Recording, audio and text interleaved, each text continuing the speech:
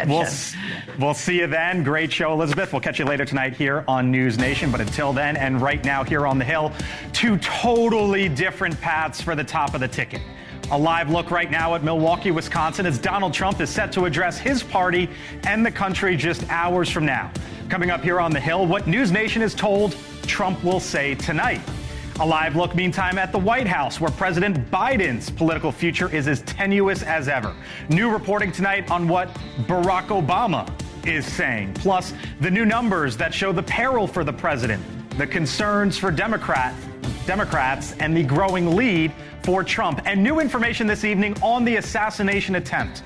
Both Trump and Biden images found on the shooter's phone. This is The Hill on NewsNation.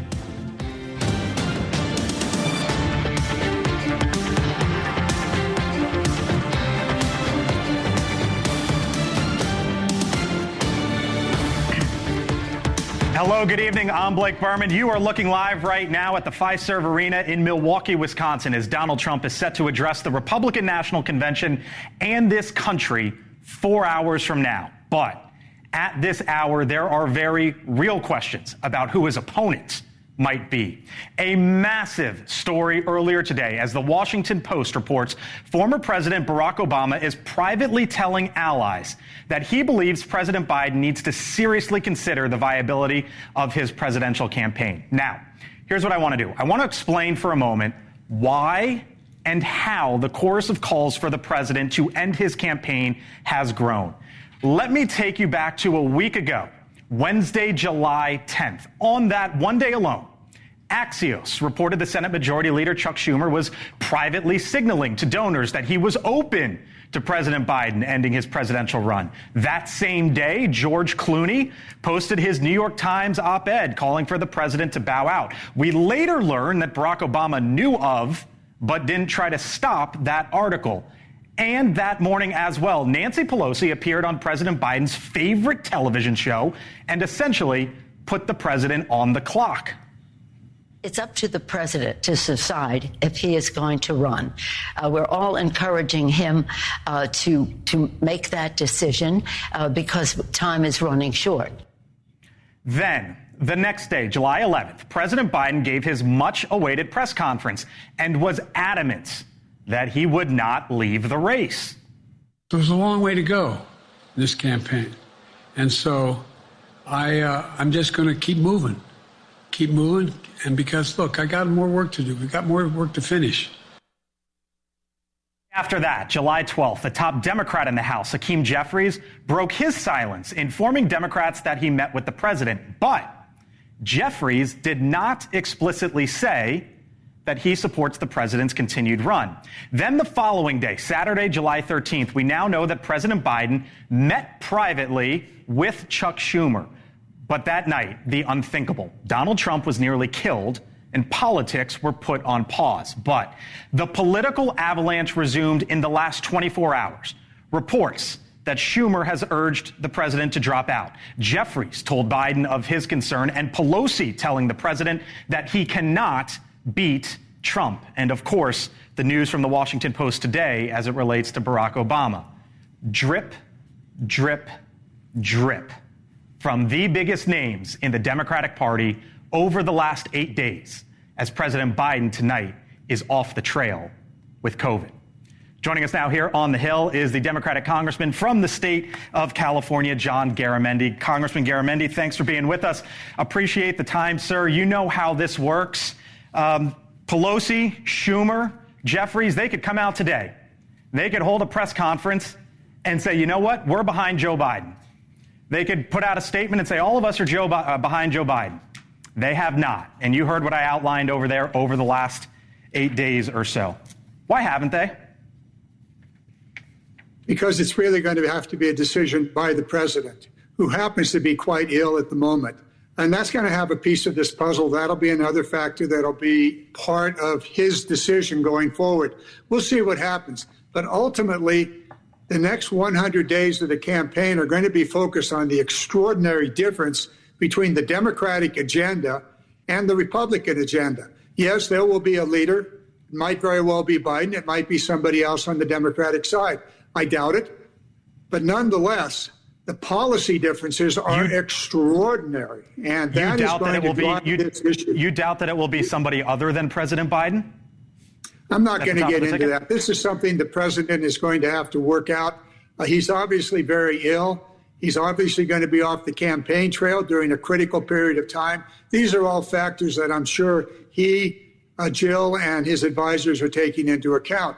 Going forward, whomever is leading the Democratic Party is going to lead a very solid agenda for America, and a stark difference from where the Republicans are. Just think about women's issues. Think about the right to choose. All of those issues are going to be front and center, and they're going to be driven by the Democrats. Climate change.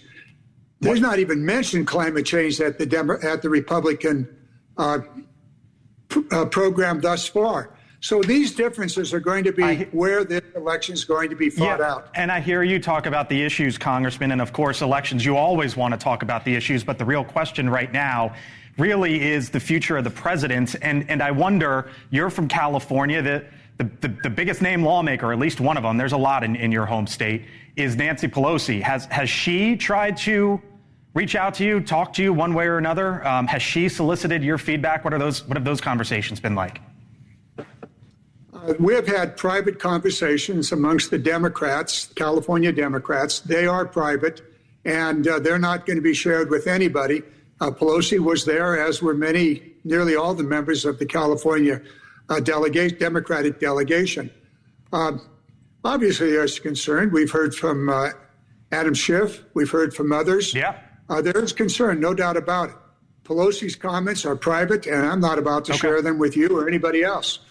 Understood. I mentioned your state. Obviously, the sitting vice president is from your state. If this ends up being somebody else other than Joe Biden, Vice President Kamala Harris, of course, would be considered, maybe even the favorite. But then there's also, for example, the governor of your state, Gavin Newsom, who has a bright political future, many believe. What do you think the process should be if Joe Biden ends up stepping aside? Well, that remains to be seen. Certainly, Kamala Harris is a quality person. I first worked with her in 1991 when she was the district attorney in San Francisco, and I was the insurance commissioner. We went after the fraudsters, and then she became attorney general, where she went after organized crime. And, of course, in the Senate, and now 3.5 years as vice president, both national and international work. So she's very, very well prepared to be a vice president. And we'll see what comes beyond that. However, we need to understand that even whomever it may be, and I wouldn't suggest Newsom, he's going to look at this probably another 4 to 8 years in the future. But right now, we have a great team, and we'll see a great team that's put together critical programs to advance the American economy, an industrial policy, a climate policy, a policy for women. Stark difference from where the Republicans are and what we're probably here tonight. Got it. Congressman John Garamendi from the state of California, Democrat. I really do thank you for your time, sir, and thanks for being with us here on the Hill.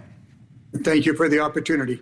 You got it. All right, joining me throughout the hour here on the Hill today, Aaron Perini is a Republican strategist. Kurt Bardell, a Democratic strategist, NewsNation contributor as well. Michael Starr Hopkins is a Democratic strategist. And Denise Gitsum, NewsNation contributor, former George W. Bush White House official. Hello to you all. Nice to have you all in. Look, as the two Democrats, here's why I wanted to start the show that way for our audience at home. Because there's been a headline here, a headline there. It doesn't just happen out of nowhere. Right. And it's been, Kurt, this drip, drip, drip. And the real question is, do those at the top of the party believe that Joe Biden is going to step aside and they are setting the mechanism for him to do it? Or are they trying to force him out? You know, I think it's somewhere in between. I think when all of this started after the first debate, they believed that he won't step aside. He was adamant. I mean, he was downright belligerent about it. And so they tried the kid glove approach. Let's hold our fire. Let's keep it quiet. Let's try to convince him privately. And then when it became very clear that that wasn't going to happen, they said, okay, well, now we're going to have to go public. We're going to have to actually bury you publicly to get you to see reality. And it seems like, given the language we're hearing from Biden and the White House, that at least it's turning from belligerence to, well, I'm at least going to listen to you, to potentially, there are rumors that this could happen very soon, in fact, over the weekend. What is it? Well, behind the scenes, there's also questions about how the process would work out. What President Biden doesn't want to do, from my sources, is walk away and then leave this to an open primary, a brokered convention. Setting up the vice president to be able to take over the mantle would be the smartest decision for Democrats, and one that doesn't put the party into chaos. And so that's really where we're at now. This isn't a drip, drip, drip, but it's a drip, drip, drop. It's not an if, but a when. You don't think he's at the top of the ticket in a week's time? No. You don't either? Not a chance. Aaron, as having spoken for a former president, you see all of this come out. Are you with them that this is where we are in the process right now? I mean, to be clear, Joe Biden, very much the president of the United States, very much a Democratic nominee for president. Yes. But where does this go from here as you see it? What I see is I still see it to be very difficult, given Joe Biden's pattern of behavior and his really dug-in stature here, for him to end this soon. And the reason I think that is because there's still runway to the Democrat convention for him. He could still run the clock a little longer to see, maybe I can turn this around. If he just got diagnosed with COVID, the timeline for him to drop out this weekend, that doesn't make sense to me. So I think, truly, he's going to be at least another week, if not two, before this happens, if it happens. There's a donor money problem, though, because donors are making it very clear that they're not going to just not donate to the DNC and to his campaign, but there are questions about donating down ticket unless candidates are willing to come out.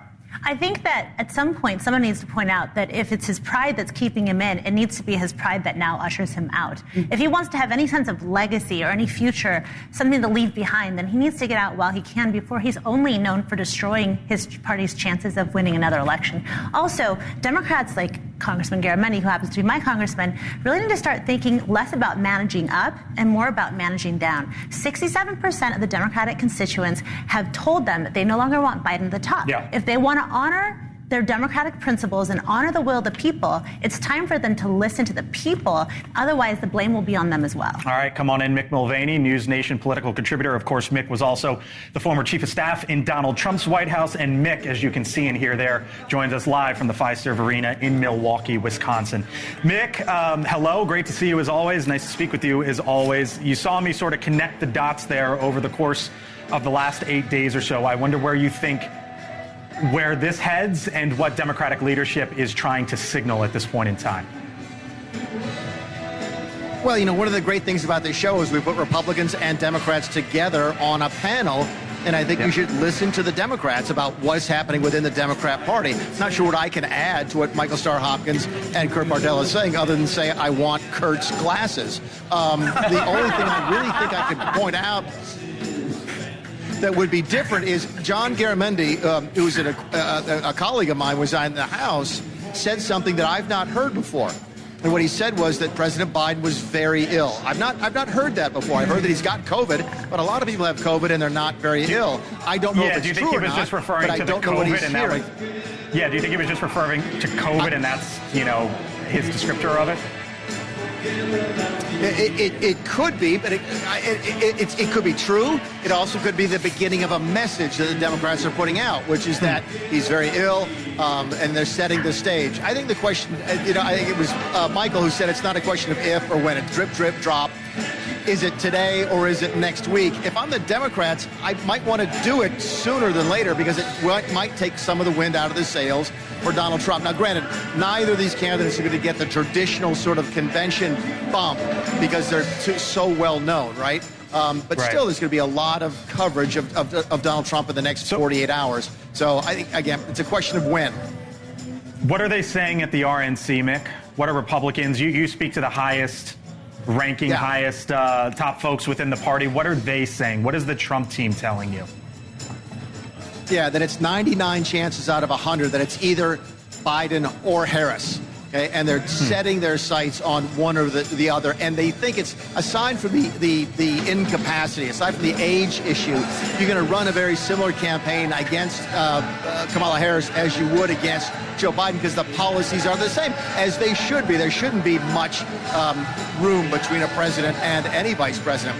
I think what they're a little bit not worried about but aware of is what happens if the Democrats do something that's really unexpected. I don't think it's going to happen, but there's certainly a non-zero chance chance. They put somebody else at the top of the ticket. And I think that's got the Trump people wondering, okay, if it is Gavin Newsom, if it is Gretchen Whitmer, if it is Wes Moore, how do we run that race? Because there's an unknown quantity there, and that's going to take time and money to sort of educate voters about. But they're fine with running against Biden. They'd love to do that. They're okay with running against Harris. And I think, and again, the two Democrats on your panel would know more than I would, but I got to think that's where this Democrat ticket is heading.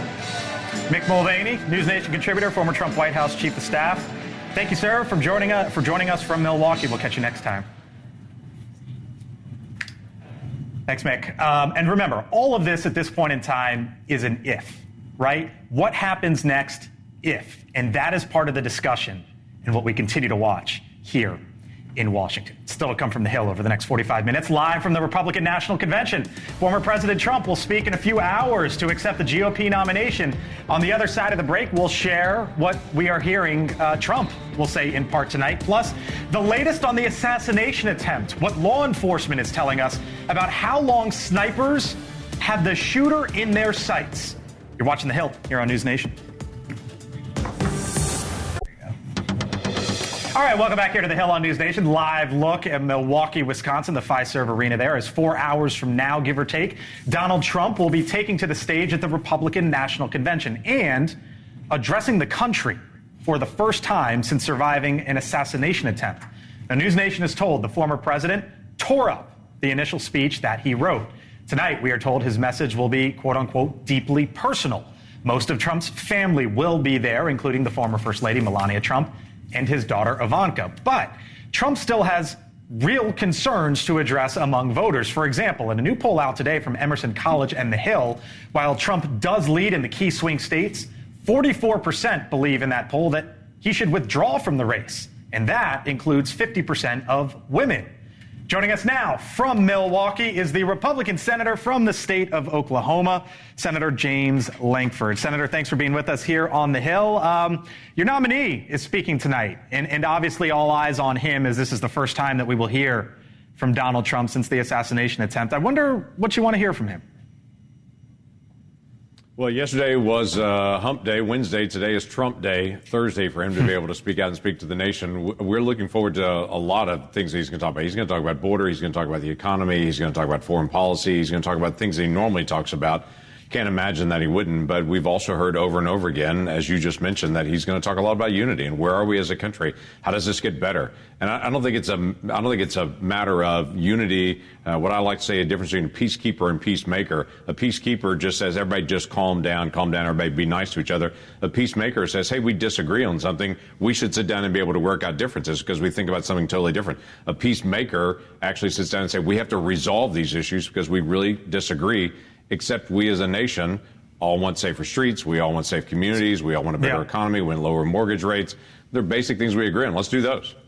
So I just heard you talk about the border and working out differences. For our audience watching us here on NewsNation or listening to us on Sirius XM, you were the Republican who negotiated the border deal in the Senate, the same deal that Donald Trump said, don't do it. You basically scrapped your work that you worked on for months. Have you forgiven him for that? And how so, if so? I have, actually. Obviously, he's got to focus on trying to be able to get elected on that. That's his task. My task, I'm already elected, is to work on national security issues. That's extremely important to me, and I've already said for a long time, I'm going to work with anyone who's willing to be able to bring down these catastrophic numbers. And if you're passionate about the border, you can compare the two presidencies and say, take 4 years of President Trump and take 3.5 years of President Biden and just compare the differences there. So I understand we have differences of opinion on how to be able to get it done, but there's no question that Trump's going to be better on securing the border than what President Biden has done. Quite frankly, we've had more people illegally cross in 3.5 years than we had in the previous 12 years combined. What I've said to the Biden administration, if they would just enforce the border the same way President Obama did, that'd be better. But certainly, did he put the election, though, before that's not a hard choice. Did he put the election, though, before the border? Because, I mean, you wanted this, and, you know, it seems like the electoral calendar was at play here. The electoral calendar, no doubt, was in play in the challenge. Everybody was trying to be able to look at what would happen here. The perception is that somehow people would look at President Biden and say he solved the border issue when he's the one who created a lot of the chaos. I disagreed with that. My focus was we're going to have another 2 million people that are going to illegally cross between now and the election. We should do whatever we can to be able to make that stop. So that was my focus on it. I'm going to continue to be able to work with anyone who's willing to be able to make it stop. You were one of the senators that was tracking the Secret Service director in the hallway yesterday, Senator, there in Milwaukee. I wonder if you had the chance to talk to her, what you want to know from her after the assassination attempt. Yeah. So we were actually on the phone about 4 hours before that meeting where there was a conference call with all Republicans and Democrat senators. So all 100 of us on a call with her. She took all of 5 questions during that time period and then said, I got to go. Well, we found out later she's in the suite in Milwaukee. And so 4 of us, myself, Marsha Blackburn, Kevin Kramer, and John Barrasso, the 4 of us went to her and said, hey, we didn't get our questions answered. Can we do it right now? We've got questions and issues on this. And several of us were asking questions in a private setting. It wasn't a public setting. It was a private setting to be able to have that. And she basically said, it's not the venue. I'm not going to do that. Well, my basic question was, I'm on Homeland Security. We've made a request to you to be able to come to the hearing. We've not heard an answer yet whether you're going to come and actually testify. Just tell me, are you going to testify? Okay. She said, not the venue, not going to talk about it, walked out the door. That's when everybody started pursuing her to say, hey, these are not unreasonable questions to answer. Senator James Lankford, we got to leave it there, sir, but appreciate you joining us live from Milwaukee here on the Hill. You bet. Good to see you again. You got it. You too. So I started the show with the Democrats on President Biden. Let me just go real quickly to you two Republicans. What do you want to hear from Trump tonight?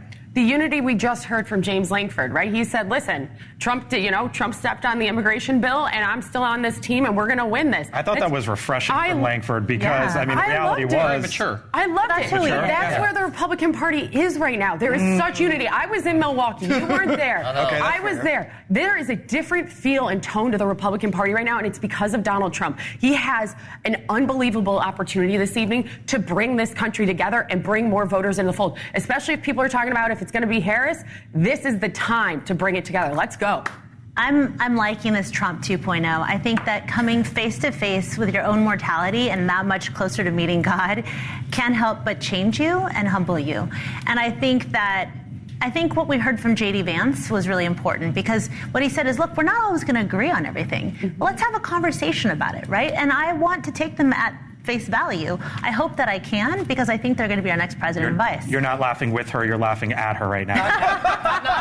It's okay. I'm used to it. But you basically don't think they're going to be a Trump 2.0. Well, it's like, okay, 2 things. Number one, when I think about maturity, I think about Matt Gaetz confronting Kevin McCarthy on the floor thanks to a clip of that video. Number 2, I don't believe we have been through this drill so many times. Teleprompter Trump. Anytime he stayed on script for that 24 hours, everybody went, "Oh my God, he finally gets it. He's grown up. He's evolved with the office." And then a week later, he obliterates that. You don't think Russia? I don't think this is different. I don't believe that at all. I was in that arena. I'm telling you. I think that a month from now, he's going to be out there doing his rallies, doing his greatest hits, and he doesn't change. He is who he is. We will see. Right. Bless your hearts. Coming up here on the Hill, one report after the next about the biggest names in the Democratic Party concerned with President Biden staying at the top of the ticket. We will break down the new numbers in the key states to show you exactly what has Democrats concerned and Republicans well positioned for the moment. Live in Milwaukee as well as the Hill on NewsNation returns.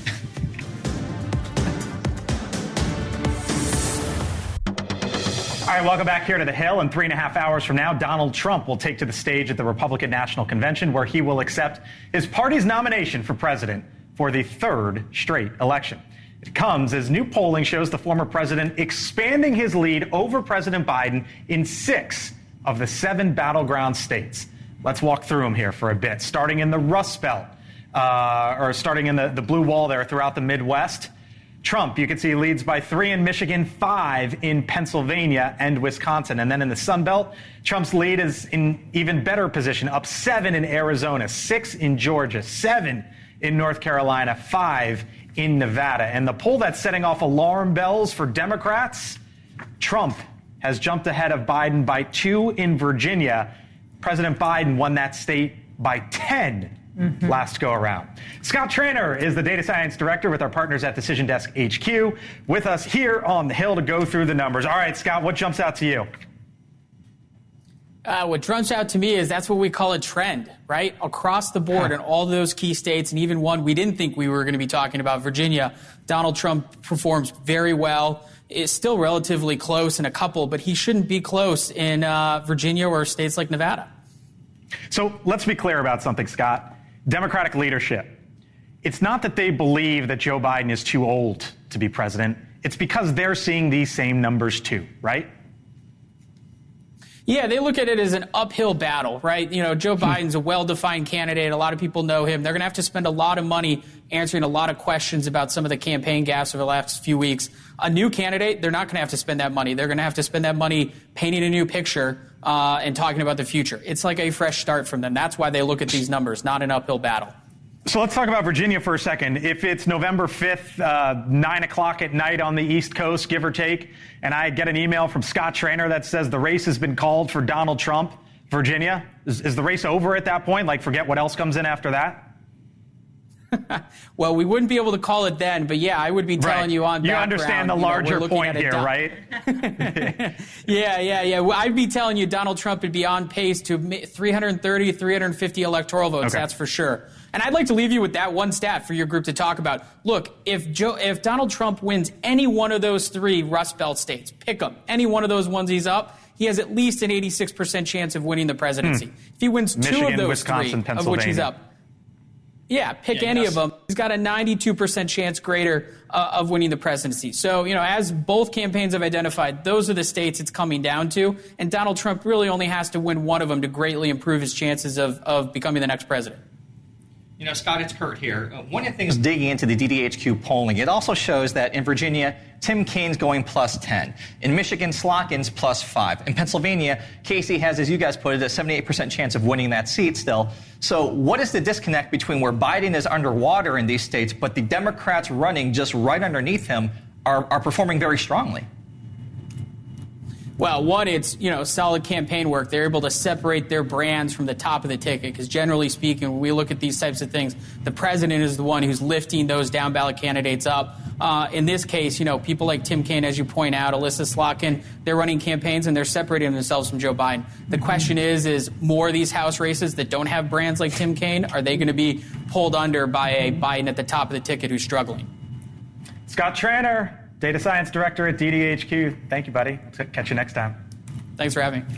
Yeah, of course. You got it. That's the alarm bells, what Kurt points out, and I think why you wanted to ask the question within the Democratic Party, because in these swing states, when you look at your support for Congress, Michael, 45% Republican, 43% Democrat. Okay, +2. But when you look at all these other states, Donald Trump is running well ahead of that, which basically says Joe Biden is running behind the down ballot candidates. It's the problem. People like Joe Biden. People genuinely think that he had a good first term, but they don't think he's up for the job of running for re-election. I mean, if you look at the numbers right now, Joe Biden and Donald Trump in a lot of states are neck and neck, given how Donald Trump is performing. When you change that ticket up and put Harris and Shapiro on that ticket, Harris now is running ahead of Donald Trump. Yeah. That's really scary. Shapiro, you're talking about Josh Shapiro, the governor of Pennsylvania. Well, and I think the point, too, is it shows with those Democrat candidates doing so well and outperforming Joe Biden by almost double digits, it's not a Democratic Party problem per se. It's not a Democratic Party policy problem or branding problem. It is a Joe Biden problem.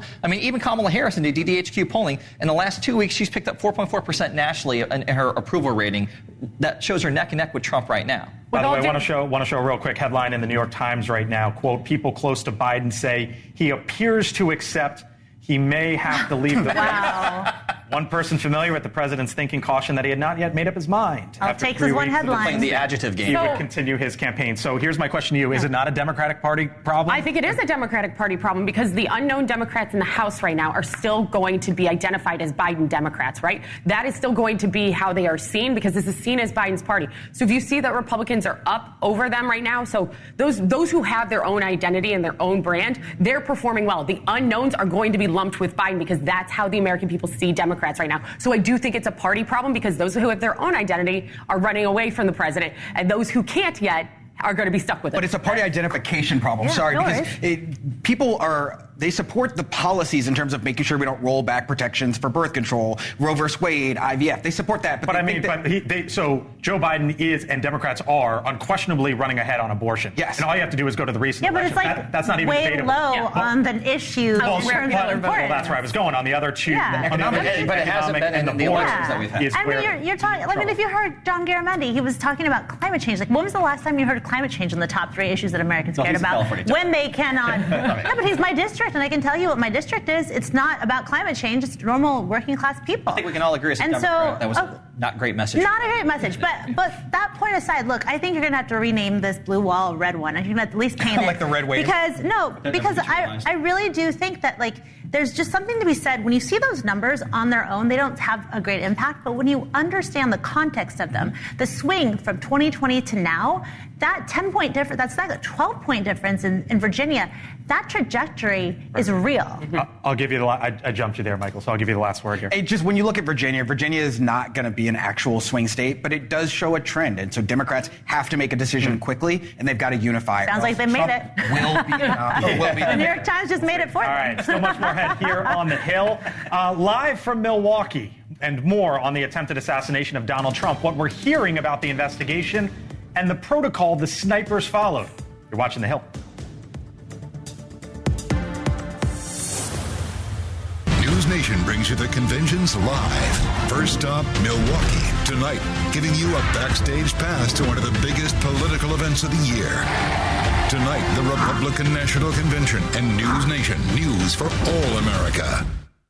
To speak about 3 hours and 15 minutes from now, one of the big stories that we've been following here in Washington is sort of the drip, drip, drip that is coming out as it relates to the future of President Biden. One of the things that happened today is Jamie Raskin, one of the more well-known Democrats, called on the president to end his presidential campaign. Keep in mind here, conversations can happen behind the scenes, behind closed doors, can be communicated in many various ways. And one of those ways is to put forth a letter publicly. And it's not to get the attention of the individual, in this case, the president. It's to get the attention of those elsewhere, those across the country. And now we know our Joe Khalil joins us live from Milwaukee, Wisconsin. Joe, the reason why I bring that up is because Congressman Raskin, you're reporting now, has just put forth a letter for all to read and see that calls on the president to step aside in this race. Yeah, that's right. And Blake, I'm just going to let you know my voice is a little lower. They're doing the colors and the prayer now behind us here. But yes, he did put forth this letter. And like some of the other Democrats that have put letters forth before, it is incredibly complimentary of Joe Biden to an extent I think that I don't even have seen in some of the other letters. But it ends with a call for him to bow out. And he says at the end of this letter, he makes a baseball reference and says here, quote, "There's no shame in taking a well-deserved bow to the overflowing appreciation of the crowd when your arm is tired out. And there's a real danger for the team in ignoring the statistics." And then he ends the letter saying, "With boundless admiration, affection, and solidarity, Jamie Raskin." This is a charm offensive to try to get President Biden to step aside. It seems like Democrats who I've spoken with know he is not going to be pushed out. They're trying to gently pull or escort him out of the situation. And you got a big, high-profile, star-power Democrat now adding to that list. Our Joe Khalil, live for us in Milwaukee with the very latest. Joe K., thank you, sir. Appreciate it. Meantime, right there behind Joe, Donald Trump set to address the country tonight for the first time since his assassination attempt. And the more we learn about the law enforcement setup and the operation that day, the more questions it seemingly leads to. For example, NewsNation is learning tonight that the shooter scoped out the rally site days in advance.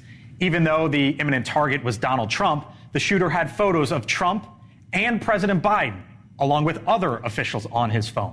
As for the timing, there were 62 minutes between when the shooter was flagged as suspicious and the actual shot, and 20 minutes elapsed between the snipers seeing the shooter and the gunfire. In Wisconsin, at the Republican National Convention, the questions and concerns continued as senators took matters into their own hands and confronted, as you can see right here, the Secret Service Director, Kimberly Cheadle. You cannot run away. You cannot hide from the people of the United States. to the head of the Secret Service. You owe answers. You owe answers to the Senate, to the House, to the President, the past President. That's just part of the scene last night. Joining us now here on the Hill from Milwaukee, former Navy SEAL, and current Republican Congressman Dan Crenshaw. Congressman, thanks for being back with us here on the Hill. It is a pleasure to talk to you as always, sir. So here, I want your perspective on this. You obviously have been privy to the briefing from the Secret Service. One of the immediate questions that I had is it seemed like the snipers, and now we know this for 20 minutes, had the shooter in their sight. And our Brian Enton, Congressman, is told that the working theory was that he was a police officer, so obviously you don't want to shoot at a police officer. But now we know that's not the case. And that's my setup, Congressman, for wondering, what do we need to do with the protocol here so that nothing like this ever happens again on either end? Well, they should follow it. I mean, there's a couple main problems that we have here. One, poor planning and execution on that particular set of threats, which is that building complex. There should have been more resources dedicated to that. What was dedicated to it was a local police force of only about 4 officers. They were using it as an overwatch position. So they knew about it. They knew it was an issue, but there's blind spots there. Second of all, the shooter got really lucky. And, you know, you have to acknowledge that. There's sort of a perfect storm of events there. The How shooter, so? Well, because the way he climbed up onto the roof, for instance, using an AC vent. There was no ladder. There was talk of a ladder. There was no ladder. Climbed up using an AC vent, and he was out of view of where those officers were who were actually in that building complex where the shooter shot from. It's also important to note, just because snipers see somebody 20 minutes before, they didn't see him with a weapon. Okay, he was noticed, an hour before with a rangefinder. Right. Many Trump supporters probably have something like a rangefinder. They want to see their president. So he's a person of suspicion, but you don't just go shooting the guy. The other detail that I don't think gets out is that the police actually did confront him as the shooter was moving onto the roof. The problem is the police confronted him. The shooter turned his weapon on them. The police fell off the roof. And then the shooter quickly scurried up, silhouetted himself on the apex of the roof, and began shooting upon which time the Secret Service counter snipers shot him. So you got those facts are important. Doesn't mean there's not security failures. The main security failure is you have to completely cordon off an area that's only 150 meters from the target. And I think when you start to look at the investigation, that's where it will lead. That's where the failure will be. So, like I said, you obviously have great insight into this. You've been read in on this. I wonder, Congressman, as you sit back and sort of process everything and think, okay, what could have been done differently? What do you think needs to be done differently as it relates to the protection of someone of this stature going forward? Well, it seems to me, and this will be part of the investigation, is did they really follow their own protocols? Because I would assume that Secret Service protocols would say that a building complex only 150 meters away with clear line of sight to the president would have a lot more resources than just local police. Now, Secret Service never has enough people for anything. They always delegate some of the responsibilities to local and state authorities, and they work well together. That's what they do.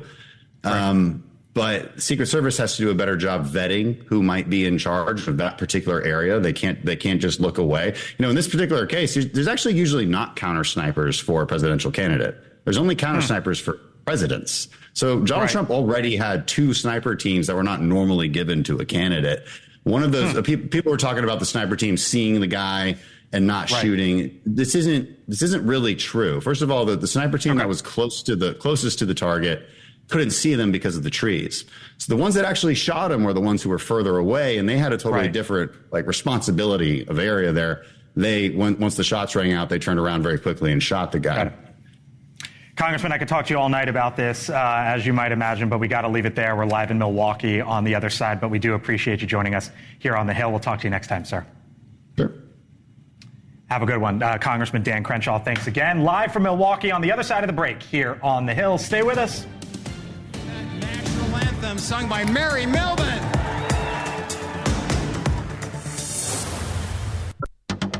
All right, welcome back here to The Hill on NewsNation. Live look in Milwaukee, Wisconsin. Of course, 3 hours until Donald Trump speaks tonight for the first time since his assassination attempt. Last night was the introduction, essentially, of J.D. Vance to America.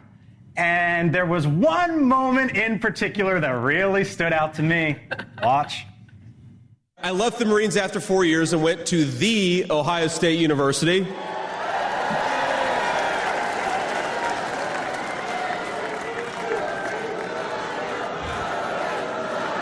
I'm sorry, Michigan. I had to get that in there.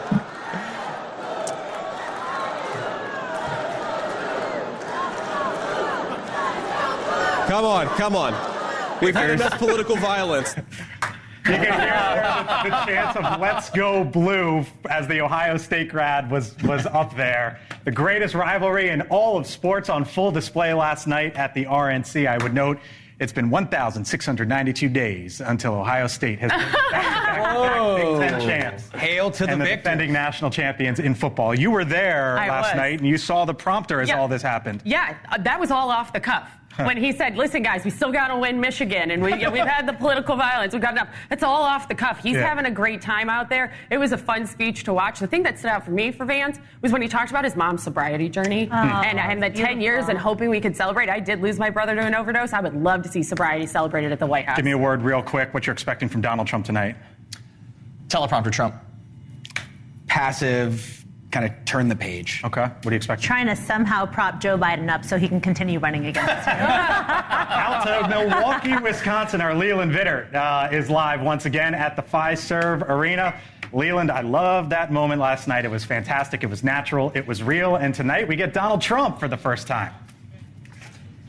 And that's the big question, right? They have been setting Donald Trump up for I don't want to say a rebirth, right? But a reintroduction to America. And we keep hearing about this kinder, gentler Trump. There was the discussion in the great speech by his granddaughter. We had Sarah Huckabee Sanders talk about it. We had Laura Trump talk about it. You don't lay all that out, right? Unless you are going to deliver on Thursday night with a new Donald Trump. So that's what we wait to see, what that actually means. Yeah. It is a fascinating backdrop. Here in Washington, there are real questions about the future of President Biden. Think about how fascinating that is on a night when Donald Trump should be front and center, Leland. Questions about the current commander-in-chief, but that's just part of the backdrop.